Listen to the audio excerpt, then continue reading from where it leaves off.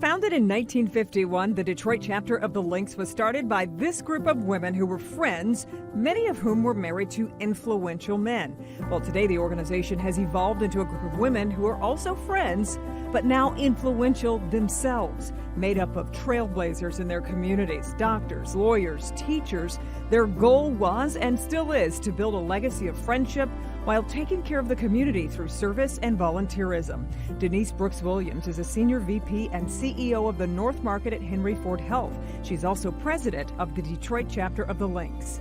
They came together initially really because you didn't have a lot of opportunities, if you think about it, for women back then to fellowship and to serve the community. So it was actually unique back during that time to have ladies come together, and then in particular, women of color.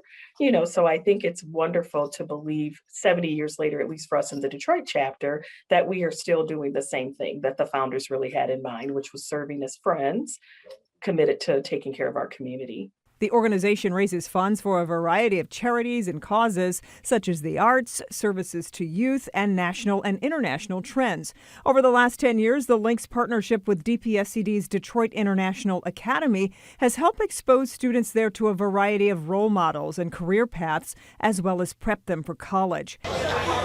Health and Human Services is also another important aspect of the organization, holding health fairs like this one to raise awareness in the Black community about chronic kidney disease. The Lynx try to be very relevant to what's going on in the communities where they are.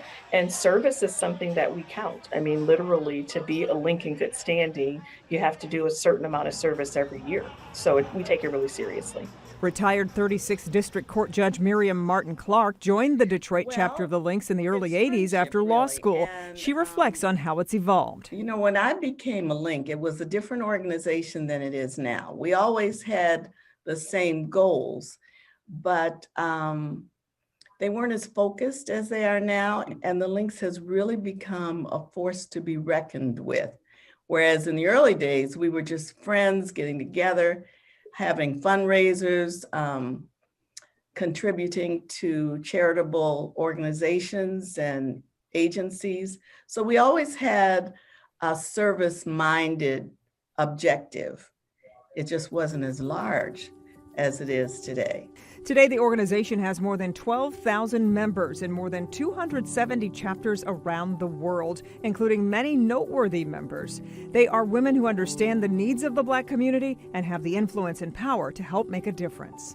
When we think about Women's History Month and you think about the Lynx, which our motto is definitely serving in friendship. So it's linked in friendship, linked in service.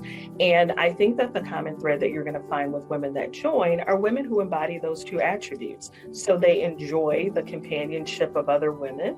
And in this idea of being linked, literally, they partner in making the community a better place.